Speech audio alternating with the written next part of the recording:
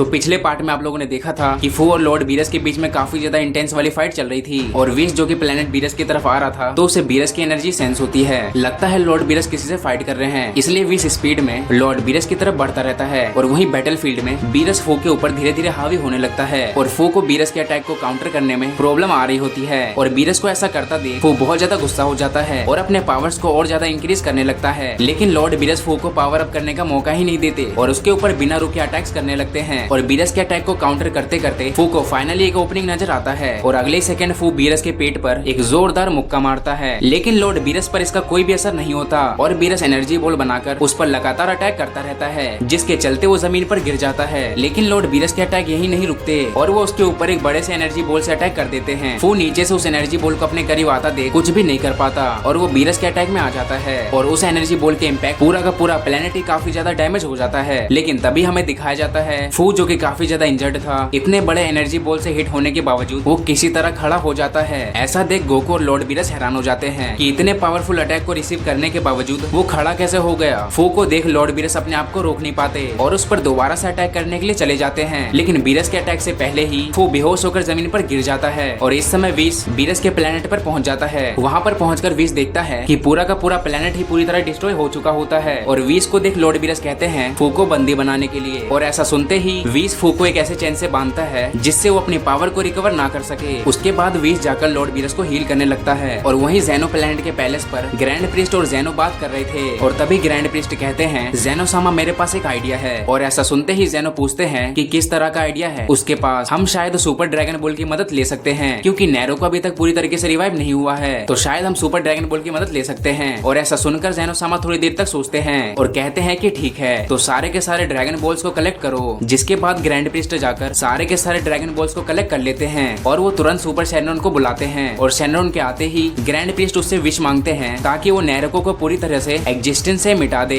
ऐसा सुनकर शेनरॉन कहता है क्या ऐसा करना तो नामुमकिन है और ऐसा सुनते ही ग्रैंड प्रिस्ट सरप्राइज हो जाते हैं और फिर पूछते हैं लेकिन ऐसा करना नामुमकिन क्यों है। इसके जवाब में सुपर शेनरॉन कहते हैं कोई नारुको एग्जिस्ट नहीं करता। ऐसा कहकर सुपर शेनरॉन गायब हो जाते हैं। ऐसा सुनते ही ग्रैंड प्रिस्ट और ज़ेनो पूरी तरीके से हैरान हो जाते हैं और ज़ेनो सामा कहते हैं इन सब का क्या मतलब हो सकता है। इसके जवाब में ग्रैंड प्रिस्ट कहते हैं मुझे बिल्कुल भी समझ नहीं आ रहा है कि सुपर शेनरॉन ने ऐसा क्यों कहा। इसके बाद दोनों दोबारा ज़ेनो प्लेनेट पे लौट आते हैं और दोनों ही काफी ज्यादा कंफ्यूज्ड थे और तभी ज़ेनो ग्रैंड प्रिस्ट से पूछते हैं ग्रैंड प्रिस्ट आखिर तुम्हें डायमेंशन गैप में कौन नजर आया था। इसके जवाब में ग्रैंड प्रिस्ट कहते हैं मेरी मुलाकात सीधा वेजिटा से हुई थी, लेकिन उससे जो पावर रिलीज हो रही थी वो विदाउट एनी डाउट नेरोको की थी। तो फिर सुपर शेनरॉन ने ऐसा क्यों कहा कि नेरोको एग्जिस्ट नहीं करता क्योंकि नेरोको के अलावा कोई भी उसकी पावर को कंट्रोल नहीं कर सकता। ऐसा सुनकर ग्रैंड प्रिस्ट कहते हैं आप बिल्कुल सही कह रहे हो। सुपर शेनरॉन की बात सुनकर बहुत सारे सवाल खड़े हो चुके हैं जिसका जवाब हमें नहीं पता, लेकिन तभी ग्रैंड प्रिस्ट को कुछ याद आता है और वो कहते हैं ज़ेनो सामा हमें मास्टर ज़ोनो से पूछना चाहिए, शायद वो इन सवालों का जवाब दे सकते हैं। और ऐसा सुनते ही ज़ेनो सामा राजी हो जाते हैं और वो दोनों ज़ोनो के पैलेस की तरफ निकल पड़ते हैं। और वहीं दूसरी तरफ बीरस प्लेनेट पर दिखाया जाता है कि विश ने उसके पूरे प्लेनेट को पहले की तरह कर दिया था और उतनी ज्यादा पावर को यूज करने की वजह से लॉर्ड बीरस काफी ज्यादा थक गए थे, जिसके चलते वो अपने कमरे में जाकर आराम करने लगते हैं। और वहीं गोकू को बीरस और फू की फाइट को देखने के बाद मोटिवेशन मिलता है और उसे फू की बातें याद आती है जब उसने कहा था कि गोकू इन पावर्स को अभी तक पूरी तरीके से कंट्रोल नहीं कर पा रहा है, इसलिए वो खुद से ट्रेनिंग करने लगता है। इन दी मेन टाइम फू होश में आ जाता है और वो देखता है कि उसे एक चेन से बांध कर रखा गया है। ऐसा देख वो अपने आप को छुड़ाने की कोशिश करने लगता है, लेकिन वो जितना ज्यादा स्ट्रगल करता है और वो चीज फूके उतनी ही ज्यादा पावर्स को अब्सॉर्ब करने लगती है। लेकिन चैन से बंधे होने के बावजूद वो अपनी तलवार को समन कर पाता है, जिसके चलते वो बीच के चैन को काट देता है और चैन के टूटते ही विश को पता चल जाता है और वो तुरंत फू के पास चला जाता है। लेकिन विश वहाँ पहुँचने में देर कर देता है और वो वहाँ से चला जा चुका था। ऐसा देख विश कंफ्यूज हो जाता है कि फू ने विश के बैरियर को कैसे तोड़ा और ये भी कि फू की एनर्जी पूरी तरीके से गायब हो चुकी है। लेकिन तभी अचानक विश को फू की एनर्जी गोकू के पास सेंस होती है और वो तुरंत गोकू के पास चले जाता है और वहाँ पहुंचकर भी वो देखता है इतने कम समय में फू ने गोकू को बेहोश कर दिया था और वो गोकू को अपने साथ लेकर जा ही रहा था। लेकिन तभी सही टाइम पर विश वहाँ पहुंच जाता है और उसे रोक लेता है। फू जानता था कि इस सिचुएशन में वो विश को नहीं हरा सकता